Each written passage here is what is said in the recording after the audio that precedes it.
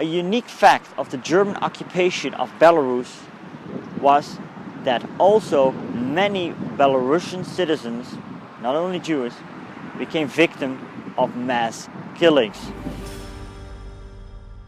Steven here from History Hustle. I'm here in Minsk, the capital of Belarus, in front of a monument dedicated to the Great Patriotic War, which is also known as the Second World War. In this video, I'm going to talk about Belarus during the greatest war of all time. As I explained in the last video, Belarus ended up divided.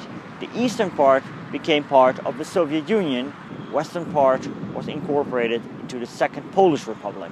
In August 1939, Adolf Hitler and Joseph Stalin signed a non-aggression pact. Here, spheres of influences were decided and eastern Poland had to be annexed by the Soviet Union. On the 1st of September 1939, the Nazis attacked Poland.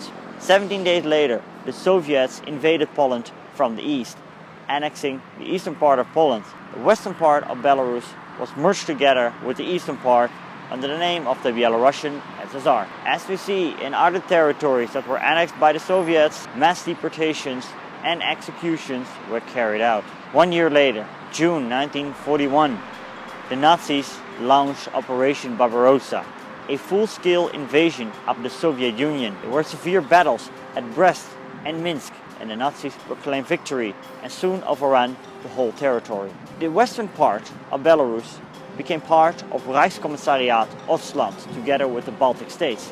The eastern part became a German puppet state, led by Belarusian collaborators, so-called Belarussian Central Rada. A unique fact of the German occupation of Belarus was that also many Belarusian citizens, not only Jews, became victims of mass killings. 9,000 Belarusian villages were razed to the ground. 380,000 Belarusian citizens were deported to forced labor, and hundreds of thousands had been slaughtered by the Germans. Men, women, and children. It was a harsh reality of Hitler's Lebensraum politic. Eastern territories had to be cleansed to make way for German colonizers.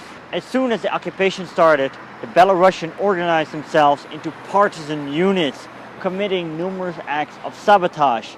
Their greatest success was the destruction of 4 German trains carrying tanks for the Eastern Front. At some part, German troops had to be withdrawn from the Eastern Front to send to suppress the partisan activities. With Operation Baratheon in the summer of 1944, the Germans were expelled from Belarus. The damage was enormous. An estimated 2.25 million Belarusians lost their lives because of the war, a quarter of the entire pre-war population. Cities like Minsk were totally destroyed, and it would take many years to rebuild.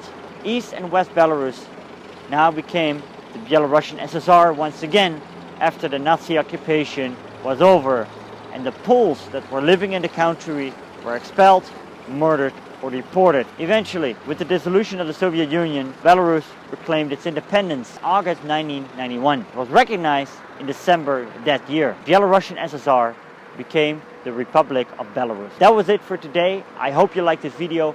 Give it a like, subscribe if you have not already. If you have any questions or thoughts, leave them down below. I'll read them all.